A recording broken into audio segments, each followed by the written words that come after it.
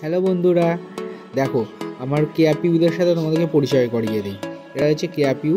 এরা মিটিং করেছে 1 বছরের মাথায়, মেয়ে পাখিটা। কিন্তু ওই ছেলে পুরো হলুদ পাখিটা হচ্ছে একদম বাচ্চা মেল, আর এই অফ গ্রিন ইয়েলোটা হচ্ছে এটা হচ্ছে ফিমেল। এই হচ্ছে একমাত্র বেঁচে ছিল 1 বছর আগে। আমি আরও 4টে পাখি ছিল, 3টে পাখি মারা গেছে।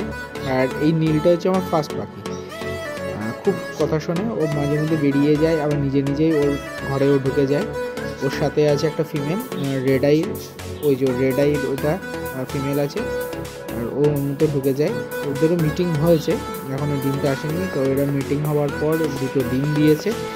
তো আমি খুব খুশি আমাদের কেয়াপিউ কথা শুনে।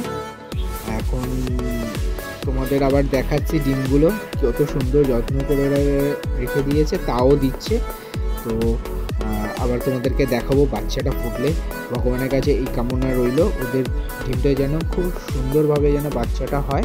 আর আমি ওদেরকে নর্মালি খুব ভালো যত্ন নিই। তো তোমাদের আশীর্বাদ থাকলো ওর যেন ডিমটা যেন ফুটে বাচ্চা হয়। আর এই বাবুরা কবে দেয় জানি না। তো তোমাদেরকে বাচ্চা হলে